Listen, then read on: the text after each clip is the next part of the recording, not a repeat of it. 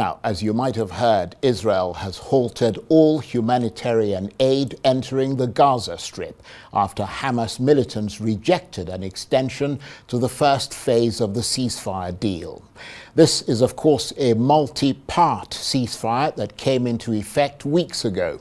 The Israeli Prime Minister Benjamin Netanyahu said they'd decided to stop the aid going into Gaza because Hamas steals the supplies and prevents the people of Gaza from getting them.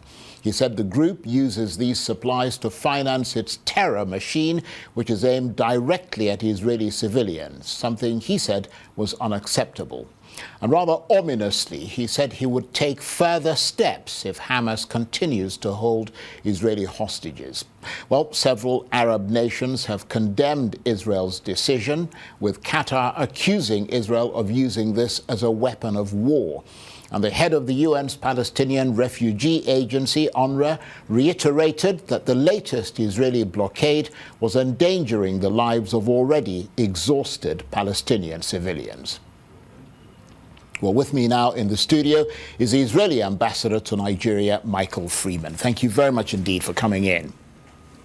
Good evening, and thank you very much for having me. Tell us more about why the Israeli government has decided to stop humanitarian aid going into Gaza in the face of the overwhelming suffering of the civilian population there.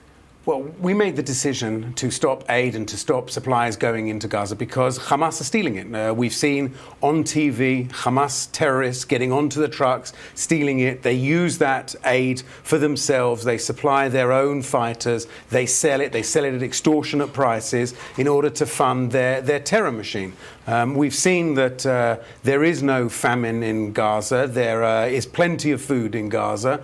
Just the amount of food that's gone in since the ceasefire started is enough food for at least 4 to 6 months for the entire population. You've seen in recent TV reports from Gaza that their shops have got food, that the stalls have got food. There is food there, and we've seen from some of the pictures of the hostage ceremonies that they held, that everybody who was there was well fed and was certainly not starving. So that's the context, and that will be the situation until Hamas releases the hostages. Well, I mean, I don't know what evidence there is to support everything you just said, but help us understand the logic here, because if the Israeli position is that Hamas is stealing the food supplies, then Hamas must have plenty of food. And surely it is the civilians that are going to be suffering as a result of you cutting off that aid, not Hamas. And many civilians are likely to, from what we've heard from agencies, I mean refugee agencies, starve to death or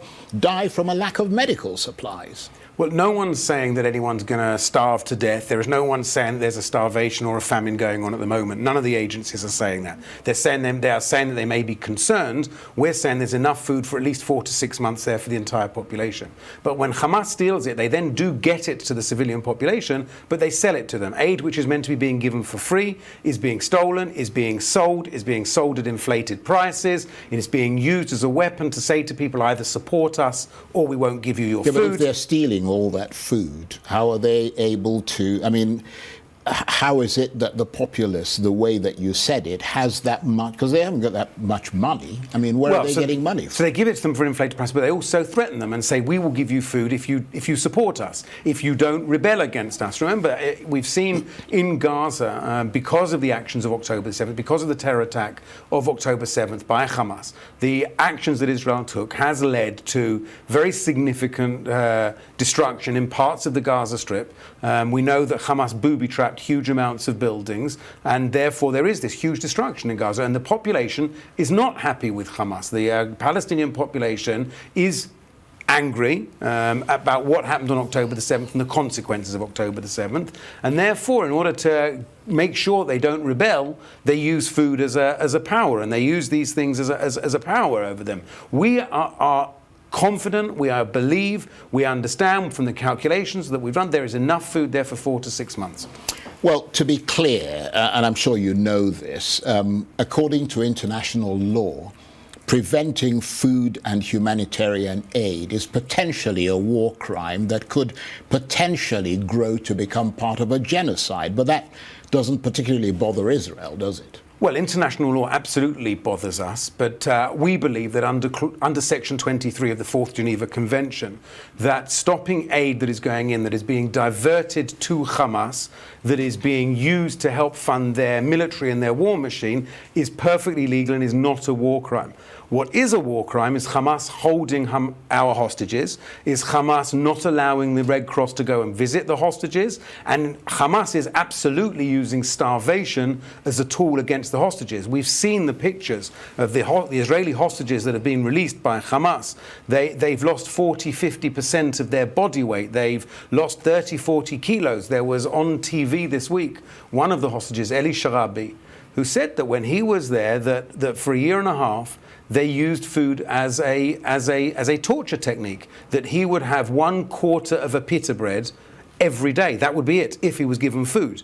And that he said the pain of the hunger and the way they treated him, and we saw those shocking pictures that reminded everybody of the images of the concentration camps at the end of the Second World War. That's a war crime. Well, some would argue that looking at the way that Israel has prosecuted this war in the Gaza Strip, that you yourselves don't seem to be that concerned about your hostages. I mean, because quite a number of them, from what we understand, were killed by Israeli attacks, and your own people have been demonstrating and saying, you know, sit down and negotiate and stop the fighting so that these people can live. Well, first of all, we have to understand that the vast majority of the hostages that were killed by Hamas. There are instances, one or two, that were killed in bombings, but virtually all of them were killed by Hamas. We have the example of the Bibas children, the two children, Ariel and Kfir Bibas, a 9-month-old baby and a 4-year-old child, that were killed physically with the hands of Hamas in front of their mother. They killed them using their hand. They were not killed in any other way. They weren't killed in a bombing. They were killed. They were murdered by Hamas terrorists. And we've seen that's what Hamas do. And so we are prosecuting this war to ensure that we get our hostages back. And we've seen that in the last deal, a number of the hostages were released. They are still holding 59 hostages. 22 to 24 of them are alive.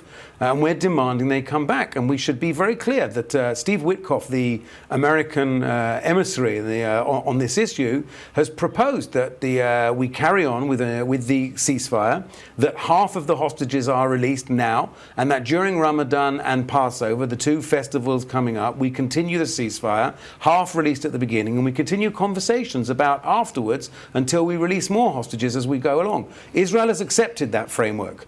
The Hamas have absolutely rejected it. Well, because there was an agreement or some framework for an agreement which meant that at this point you move into the second phase, and that second phase meant that there'd be discussions about Israel withdrawing from that entirely from the Gaza Strip. Absolutely, but you can't pin a ceasefire on the basis that Hamas just says, well, listen, here's our demands, you don't agree to our demands, well, okay, we're not moving forward. Hamas have made extreme, ridiculous demands, including keeping their weapons, staying in power, keeping in control of the Gaza Strip. Very, very basic things that no Israeli, including all of those demonstrating about the hostage deal, and all Israelis are united on this. Hamas cannot remain in power in the Gaza Strip. They cannot remain with their weapons. They cannot remain a threat to Israel. So if that's the minimum demand of Hamas in these ceasefire agreements, they don't get the right to continue a ceasefire forever and ever and ever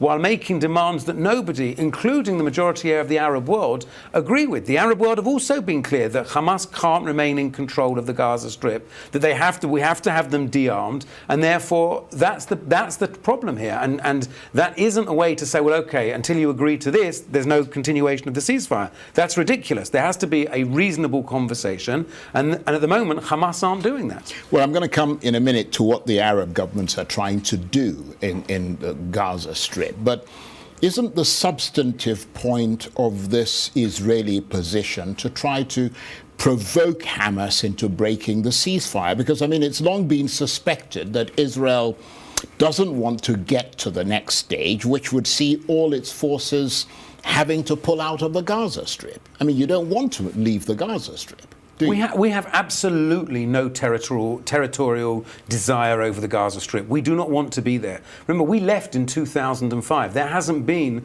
a single Israeli soldier, a single Israeli citizen has not been in Gaza until 2005. The irony is that October the 7th was the point which caused us to go back in. We were not there. In 2005, we left. We left, and not only did we leave, we gave the Palestinians an opportunity to build something in Gaza that would be an alternative future. We offered them an alternative future that would look like Dubai, an alternative future that would look something different. We left behind greenhouses, we left behind factories, we left behind all sorts of materials. And instead of using them, Hamas used them, instead of for the benefit of their own people, they turned it to the largest terror base the world has ever seen. And so, we don't want to be there. We want this ceasefire to succeed. We want our hostages home. It is Hamas that putting up roadblock after roadblock after roadblock based on the concept that they want to stay in power and they want to carry out October the 7th again and again and again. Well, just returning to the issue of the decision to halt humanitarian aid, as well as the attacks that have pretty much turned Gaza into rubble and killed tens of thousands of civilians. Can Mr. Netanyahu, can you, as a representative of the Israeli government, go to the international court and prove that Israel is not committing war crimes in Gaza and violating international law there? Absolutely. Not only can we, but we saw in the recent case at the International Court of Justice that our representatives were, and they proved very well that we do not have we are not carrying out war crimes there. We are not carrying out genocide there. Even if we take Hamas's statistics, and I don't accept Hamas statistics, but let's assume we accept them, that 69,000 people have been killed. You have to accept our claim that at least 25 to 30,000 of those are Hamas terrorists. Well, if that's the case, it's a 1-to-1 ratio. There's never been a civilian war, any war in a civilian area, where there's been a 1-to-1 ratio of terrorists to combatants. And again, terrorists to civilians, rather. And, we have to understand what went on there. Hamas embedded themselves inside the civilian population. We've heard from the hostages that were coming home. They were held in hospitals. They were held in schools. They were held in apartments. They were held in mosques. Yeah, but international law doesn't allow you to attack those. Well, actually, international law does. If a hospital is no longer being used as a hospital but is being used as a military base, it loses its status under international law. International law is very, very clear on this. But they were also being used as a terror base. I can't decide that in one room I'm going to be treating a patient and in the room next door I'm going to be shooting rockets into Israel and I'm going to be shooting at Israelis outside. The minute I do that, according to international law, that building loses its protected status. International law is very, very clear about that. The minute Hamas use schools, the minute Hamas use hospitals, they use civilian places in order to carry out terror attacks and use them as bases, it loses its protection under international law, and that's very, very clear. Are there any actions that the Israeli government may have taken in this Gaza conflict that the government may think, with hindsight, may not have been the right ones? Look, I think in any conflict, afterwards you look back and there will always be an analysis. There's never been a war or a conflict where everybody says, well, we fought that absolutely perfectly. We did everything tactically or however. Well, that sounds like what Israel is saying that it's doing. No, well, we believe at this point that everything we've done has been correct, that everything we've done has been the right tactic and the right thing. Historians will judge that in 10 years, 20 years, 30 years' time. At this point, we obviously believe that everything we're doing is the right move, it's the correct move, and it's the one that will guarantee our future. Again, we need to remember, this started on October the 7th at 6:29 in the morning. On October the 7th at 6:28 in the morning, there was a ceasefire. There were no Israeli troops inside Gaza. There was no offensive action against Gaza. At 6:29, over 5,000 Hamas terrorists and civilians, Gazan civilians, came across the border. They murdered over 1,300 Israelis, butchered, raped, tortured, burnt alive Israeli civilians. They went to a party and murdered over 320 young people who were partying, including a young girl in a wheelchair who they burnt alive. They carried out all of this. They kidnapped 250 people to Gaza, and that's what launched this. That's what caused this. And we will make sure that that can never, ever happen again, that Hamas cannot do that, because Hamas have stated clearly that if they get the chance, they will do it over and over again. And they recently stated that they were very proud of what they did. We cannot allow that to happen. We will not allow that to happen. And that is what this war is ultimately about. Well, there are many Israeli citizens, who think that the government got it wrong and shouldn't consider restarting the war again. We are fortunate to be a democracy. There are conversations that go on. You know, no country, no democratic country, everybody agrees. It's a discussion, it's a debate. There is nobody in Israel, the majority in Israel do not want to go back to war. If we can achieve our aims without having a war, without fighting, if we can ensure that we return our hostages, that if Hamas will step down from power, will lay down their arms, we don't have to go back to war. But we will need to do what we need to do in order to protect our borders. We cannot be in a situation where we say, OK, this war is over, and a week later, a month later, a year later, 5 years later, 5,000 terrorists come across the border again and murder, rape, and torture our citizens. That's not going to happen. And therefore, we need to do what we can do. If we can achieve that without a war, no one will be happier than me. But if we need to resume fighting, then that's what we will do to secure our aims. Right. Well, let's talk about the attempts to achieve peace without returning to war. The first phase of the ceasefire deal is now pretty much over, because Hamas are saying they won't extend it. The hope now is that mediated talks will initiate the second phase, which aims, as I said, to establish a permanent ceasefire, see the remaining Israeli hostages freed, along with Palestinian prisoners, and see a full Israeli military withdrawal from Gaza. Is that a realistic and achievable aim? I would say that you're talking to the wrong person here. The people you need to ask is Hamas. If Hamas agree to lay down their arms and to return the hostages and to give up power in Gaza, then that's it's utterly achievable. But are you negotiating in good faith? Absolutely. At the moment? Because Absolutely. I mean, you're putting things in the way. At one point, you stopped the release of the Palestinian hostages. At another point, you've halted humanitarian aid going in. That's why I said it sounds like you're provoking. Well, no. Well, firstly, we delayed the release of Palestinian prisoners. These are not hostages. These are prisoners. These are murderers who have murdered in the most callous and evil way. They murdered Israelis. Well, not all of them. I mean, many of them were people you arrested. There were certainly some of them who were murderers, and those who've been asked to leave the area, who've been sent abroad. But a lot of others were people who were simply arrested when they hadn't committed any crime. Well, no, that's not true. The vast majority of them were people who are convicted terrorists, the vast majority. There are some who are still awaiting trial that haven't yet been convicted, but there is nobody that we just picked up because we felt we wanted to take some people and put them in prison. They are all people who are accused of crimes, but the vast majority of them, over 80% of them, 90% I believe, are people who have been convicted of terror attacks in the past. And these are the people, and again, I want to put this into context so people understand. Israel is demanding, or was demanding, and carries on to demand, the release of a mother and her 2 babies. Hamas are demanding the release of people who sent suicide bombers to blow up cafes, to blow up hotels, and to blow up buses. That's the difference. The difference is we want children and fathers back, and mothers. Hamas wants organisers of suicide bombings, murderers, and terrorists. And that's the fundamental difference here. Right. Now, just returning to attempts to achieve peace there. The Israeli Prime Minister's office said at one stage a few days ago that Israeli negotiators are being sent to Cairo. On the face of it, it looked like a positive sign. It seemed as if the ceasefire talks could get underway for the second phase. What went wrong? Hamas weren't willing to have a serious conversation.